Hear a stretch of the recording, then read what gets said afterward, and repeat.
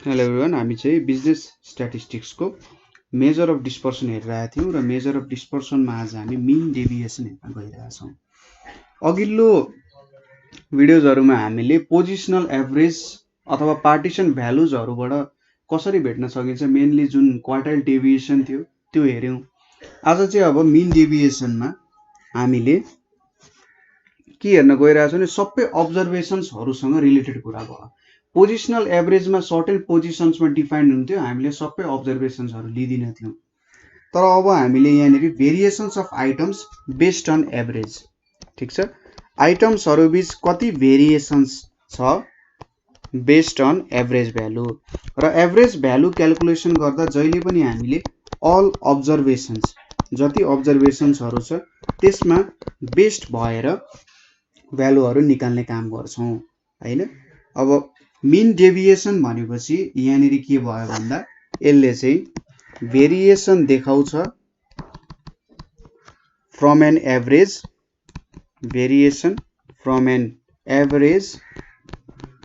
Covering all observations, covering all observations, ठिक छ। एभरेजबाट variation check गर्ने र जसले चाहिँ सबै अब्जर्भेसन्स कभर गर्छ। तर रेन्ज र क्वार्टाइल डेभिएसनमा सबै अब्जर्भेसन्समा बेस्ड हुँदैन। हामीले तिनीहरूको डिमेरिट्सहरूमा पनि हेरिसकेका छौँ त्यो कुराहरू। त्यसैले मिन डेभिएसन चाहिँ रेन्ज र क्वार्टाइल डेभिएसन भन्दा अझै राम्रो डेभिएसन अथवा स्क्याटर्डनेस मेजर गर्ने एउटा मेथड हो, किनभने यहाँ सबै अब्जर्भेसन्सहरू चाहिँ हामीले हेर्छौँ, ठिक छ। अब जेनरली यसलाई चाहिँ अर्को तरिकाले डिफाइन गर्दा के पनि डिफाइन गरिन्छ भने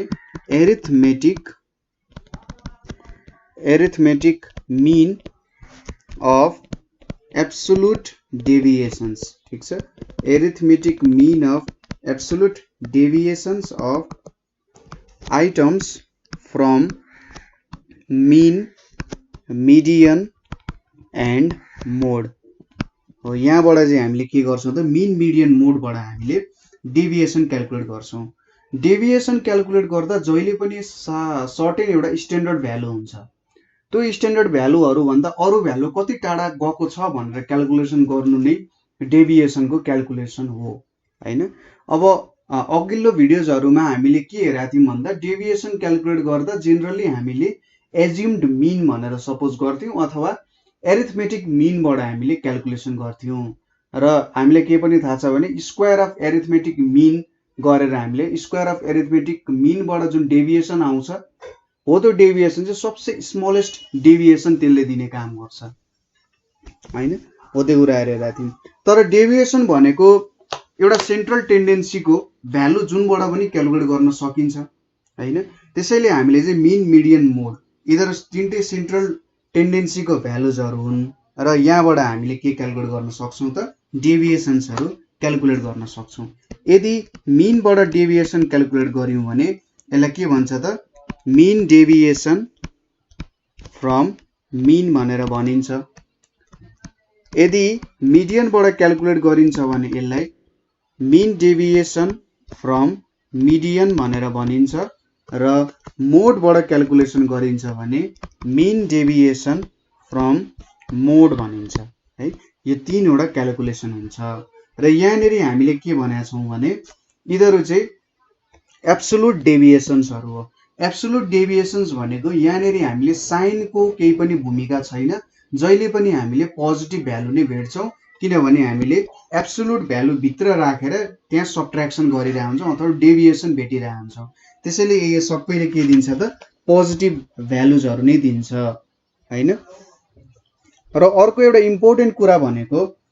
तपाईले यदि डेभिएसन्स कुन डेभिएसन चाहिँ बेस्ट हुन्छ भनेर भन्नुहुन्छ भने हामीले mean deviation from median calculate गर्यौँ भने थ्योरिटिकल्ली मिडियनलाई प्रिफर गरिन्छ, किनभने मिडियनबाट आएको डेभिएसन्सहरू चाहिँ मिनिमम हुन्छ व्हेन साइन्स आर इग्नोर्ड, ठिक छ। जब साइन्सहरू इग्नोर गरिन्छ यहाँबाट आउने डेभिएसन्सहरू मिनिमम हुन्छ। हामीले चाहिँ सपोज एरिथमेटिक मिनको कुरा गर्ने हो भने एरिथमेटिक मिन सपोज हामीले एज्युम्ड मिनमा एरिथमेटिक मिन सबसे थोरै हुन्छ हैन हो यो कुरा अघिल्लो भिडियोजहरुमा हेरेका थियौं तर त्यसमा पनि हामीले मिडियनलाई चाहिँ लिने हो भने त्यो भन्दा पनि सानो चाहिँ मिडियनले डिभिएसन्सहरु दिने रहेछ ठीक छ कुराहरु अब यहाँबाट हामीले के क्याल्कुलेसन गर्नुपर्ने छ त भन्दा फर्मुलाहरु के हुन्छ त पहिलो इन्डिभिजुअल सिरिजको हेरौं इन्डिभिजुअल सिरिजमा हामीले mean deviation from mean calculate गर्नुपर्ने छ यो भनेको summation x minus mean divided by n हुन्छ हैन यो भनेको डेभिएसन भयो यहाँनेरि त्यसैगरी mean deviation from median calculate गर्नु पर्यो भने यहाँनेरि summation x minus median divided by n हुन्छ त्यसैगरी डिस्क्रिट सिरिजमा तपाईले क्याल्कुलेट गर्नु पर्यो भने मीन डेभिएसन फ्रम मीन को भ्यालु भनेको summation f x minus x को बार डिवाइडेड बाइ n हुन्छ यहाँनेरि समेसन f भनेको चाहिँ n हुन्छ त्यसैगरी मीन डेभिएसन फ्रम मिडियन ठीक छ मीन डेभिएसन फ्रम मिडियन भनेको summation f x minus median divided by n हुन जान्छ र अब यहाँनेरि मोड पनि क्याल्कुलेसन गर्न सकिन्छ मीन डेभिएसन फ्रम मोड भनेको summation f x minus mode divided by n हुन्छ है यसरी क्याल्कुलेट गर्न सकिन्छ अब कन्टिन्युअस सिरिजको लागि पनि यही फर्मुला हो कन्टिन्युअस सिरिज र हाम्रो डिस्क्रिट सिरिजको फर्मुला सेम टु सेम नै हुन जान्छ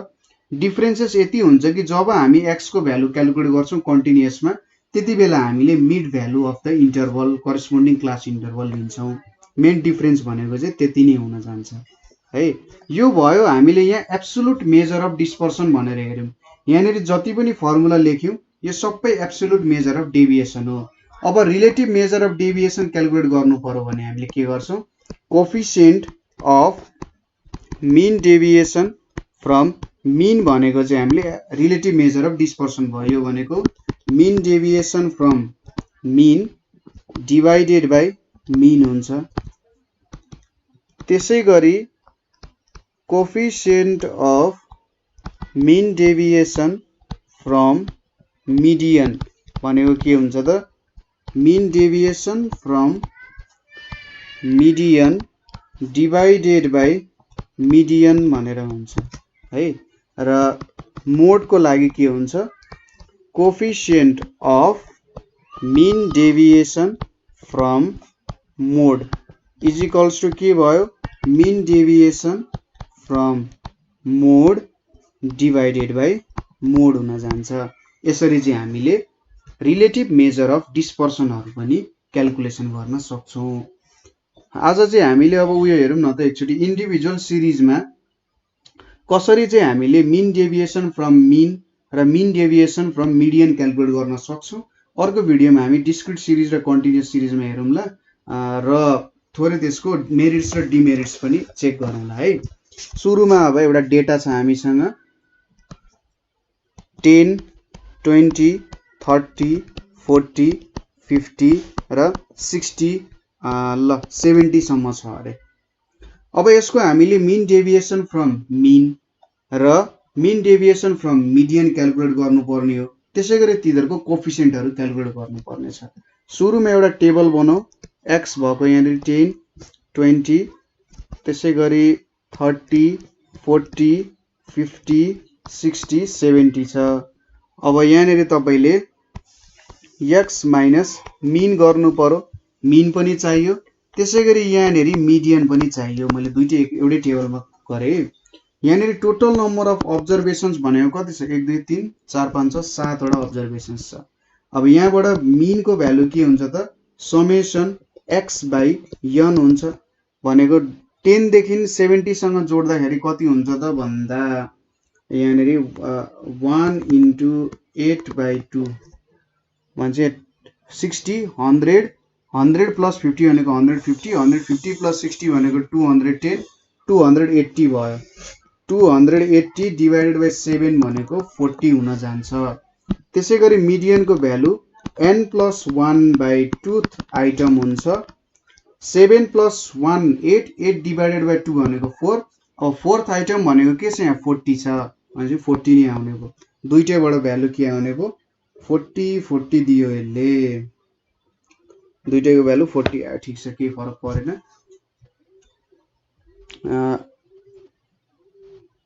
यसो गरौँ यहाँनेरि अर्को 80 भन्ने भ्यालु पनि जोडौँ हैन यहाँनेरि 80 पनि थपिदिए मैले ताकि अब मिन र मिडियन अलि डिफरेन्ट आओस् र मिन डेभिएसन कति आउँछ भन्ने कुरा थाहा होस् है सपोज 70 सम्म जोड्दा 10 + 20 + 30 + 40 + 50 + 60 + 70 + 80 गर्दाखेरि 360 आउँछ है यहाँनेरि 360 आयो र यहाँनेरि 8 हुने भयो अब 360 डिवाइडेड बाइ 8 भनेको के हुने भयो 45 आउने भयो यहाँनेरि हैन 45 आयो ल अब मिडियन भनेको के हुन्छ यहाँनेरि टोटल नम्बर अफ अब्जर्भेसन्स अब 9 8 वटा भयो हैन 8 वटा भयो भनेपछि यहाँनेरि 8 + 1 भनेको 9 हुन्छ 4.5th आइटम आउने भयो है 4.5th आइटम आउने भयो यहाँनेरि अब 4.5th भनेपछि हामीले के लिनु पर्यो fourth item plus 0.5 into fourth item minus third item हुने भयो फोर्थ आइटम भनेको के छ 40 छ प्लस 0.5 यहाँनेरि 50 40 माइनस 30 हुने भयो सरी यहाँनेरि उल्टो भएछ यहाँनेरि फिफ्थ आइटम र यहाँनेरि फोर्थ आइटम हुन्छ है त्यसैले 50 माइनस 40 चाहिँ हुने रहेछ 40 प्लस यहाँनेरि 0.5 इन्टु 10 भने 0.5 इन्टु 10 भनेको कति आयो 45 नै आयो मिडियन त सेम पो आयो त है फेरि पनि एउटै खालको डेटाहरु यसरी सर र गयो भने मिडियन एउटा सिमेट्रिकल डेटा हो तपाईले हेरिराख्नु भएको छ नि है सिमेट्रिकल डेटामा के हुने रहेछ मिन मिडियन मोड चाहिँ एउटै भ्यालु आउने रहेछ हैन मलाई चाहिँ खासमा अनसिमेट्रिकल बनाउन मन हो हैन त्यसैले यहाँनेरि एउटा मैले 19 थप्दै 20 को साटो मैले 19 राख्दै भने सायद अब चाहिँ के होला कि हेरौं 10 + 19 + 30 + 40 40 + 50 + 60 + 70 + 80 आउने भयो डिवाइडेड बाइ कतिवटा डेटा छ 8 वटा डेटा छ 44.875 आउने भयो 44.875 आउने भयो यहाँनेरि अब आइटम 8 वटै छ फोर्थ आइटम थर्ड आइटम यो 45 नै हुने भयो त्यसैले मिडियनको भ्यालु हेर्नु त पोजिसनल एभरेजले कति फरक पार्दो रहेछ यहाँनेरि डेटा चेन्ज गरे पनि हाम्रो मिनको भ्यालु चेन्ज भयो मिडियन जस्ताको त्यस्तै छ है रमाइलो छ अब यहाँनेरि क्याल्कुलेट गर्नु पर्यो हाम्रो यो भ्यालु 44.875 छ र यो भ्यालु 45 छ अब क्याल्कुलेसन गरौँ 10 - 44.875 भनेको कति हुन्छ 34.875 आउँछ किनभने यहाँनेरि हाम्रो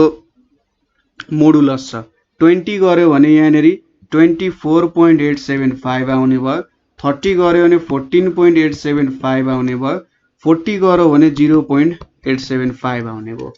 अब यहाँनेरि 50 - 44.875 भनेको 5.125 आउँछ त्यसैगरी 60 माइनस गर्यो भने 15.125 आउँछ र 70 गर्यो भने 25.125 किन नेगेटिभ आएन भन्दा यहाँ एब्सोल्युट भ्यालु छ यसपछि 10 - 45 गर्यो भने 35 आयो -35 आउँछ तर मोडुलसको कारण पोजिटिभ भयो सो पोजिटिभ नेगेटिभ जे भयो भने तपाईले यसरी अन्तिममा लेख्दा पोजिटिभमै लेख्नु पर्यो 20 - 45 20 - 45 भनेको कति आउँछ त 25 आउँछ 30 - 45 भनेको 15 आउँछ 40 - 45 5 आउँछ त्यसैगरी 50 - 45 पनि 5 आउँछ 60 - 45 15 आउँछ र 70 - 45 कति आउँछ हाम्रो यहाँनेरि भ्यालु भनेको चाहिँ 70 - 45 भनेको 25 आउँछ है अब यिनीहरुको सम गरौँ समेसन x - md भने कति आउँछ 35 25 60 60 + 20 80 80 + 20 100 100 र 25 125 आयो त्यसैगरी समेसन x माइनस मीन वाला समेसन कति आउँछ त भन्दा 34.875 plus 24.875 plus 14.875 plus 0.875 plus 5.125 plus 15.125 plus 25.125 आयो है। यो भ्यालु कति आउने रहेछ 120.875 आउन गयो। यहाँबाट अब हामीले mean deviation from mean calculate गरौँ। कति आउने रहेछ त summation x minus x bar divided by n भने चाहिँ 120.875 डिवाइडेड बाइ यहाँनेरि कति आउने भयो त भ्यालु भन्दा 8 छ डिवाइडेड बाइ 8 भनेको कति भयो 15.109 आउने भयो है। त्यसैगरी mean deviation from median calculate गरौँ। Mean deviation from median calculate गर्दाखेरि यहाँनेरिको भ्यालु भनेको कति आउँछ त summation x minus md divided by n भनेको कति आयो 125 डिवाइडेड बाइ 8 आउने भयो। 125 डिवाइडेड बाइ 8 भनेको चाहिँ 15.625 आयो। अब यसको यो त एब्सोल्युट भ्यालु हो। अब coefficient of mean deviation from mean calculate गर्नु पर्यो भने के हुन्छ त हाम्रो मीन डेभिएसन डिवाइडेड बाइ मीन गर्नु पर्यो। 15.109 डिवाइडेड बाइ 120.875 हैन 15.109 डिवाइडेड बाइ 120.875 भनेको कति आउँछ यहाँनेरि 0.125 आउँछ। त्यसैगरी coefficient of mean deviation from median भनेको मीन डेभिएसन फ्रम मिडियन कति छ मीन डेभिएसन फ्रम मिडियन को भ्यालु कति छ डिवाइडेड बाइ मिडियन गर्नु पर्यो। 15.625 डिवाइडेड बाइ हाम्रो मिडियन को भ्यालु कति छ हाम्रो मीन को भ्यालु मैले अलिकति यहाँ 44.875 ले चाहिँ डिवाइड गर्नुपर्ने है। यहाँनेरि 44.875 ले चाहिँ अलिकति धेरै भ्यालुले डिवाइड गरिएको छ। 15.109 डिवाइडेड बाइ 44.875 भनेको कति आउँछ अलिकति धेरै आयो भ्यालु 0.337 आइपुग्यो। अब मिडियन को भ्यालु 45 छ सो 15.625 डिवाइडेड बाइ 45 भनेको कति आयो 0.347 आयो है। यसरी हामीले क्याल्कुलेसन गर्न सक्छौं। क्याल्कुलेसन सजिलो नै हो अलिकति यहाँनेरि मैले प्रब्लमलाई गाह्रो मात्रै बनाउन खोजे हो ताकि अनसिमेट्रिकल डेटा हेरियोस् किनभने सिमेट्रिकल डेटाको क्याल्कुलेसन एकदमै सजिलो हुन्छ। यसमा खासै धेरै सोच्नै पर्दैन। यस्तो खालको 10 20 30 40 आयो भने सोच्नुस् कि यसको mean deviation from mean deviation from median सेमै आउँछ। अब यहाँनेरि मोड किन क्याल्कुलेट गरेनौ भन्दा हामीले जेनरली मोडहरु इल डिफाइन्ड हुन सक्छन् हैन। मोडहरु यदि इल डिफाइन्ड भइदिन्छ त स्वाद परेन। त्यही भएर यहाँनेरि हामीले इन्डिभिजुअल सिरिजमा क्याल्कुलेसन गर्दा मोडको काम गरेनौ। ठीक छ। सो आज हामीले के हेर्यौं त भन्दा मीन डेभिएसनको थोरै हामीले इन्ट्रोडक्सन पोर्सन हेर्यौं है। त्यसपछि के हुँदो रहेछ यसको फाइदाहरु के रहेछ भन्ने कुरा हेर्यौं। कसरी क्याल्कुलेसन गर्न सकिन्छ र फर्मुलाहरु के हो भनेर हेर्यौं र इन्डिभिजुअल सिरिजमा कसरी क्याल्कुलेसन गर्न सकिन्छ भन्ने कुरा पनि हेर्यौं। अर्को भिडियोमा चाहिँ हामीले मीन डेभिएसन इन्डिभिजुअल सिरिजमा गरिसकेपछि डिस्क्रिट र कन्टिन्युअसमा कसरी गर्न सकिन्छ र यसको मेरिट्स डिमेरिट्सहरु के छ त्यो कुराहरु हेर्छौं है। सो यहाँसम्म तपाईहरुलाई केही प्रब्लम भयो भने हामीलाई कमेन्ट गर्न सक्नुहुन्छ अथवा 9849595895 मा कल गरेर तपाईको क्वेशन्सहरु पनि राख्न सक्नुहुन्छ है। सो आजको लागि यति नै। Thank you for watching.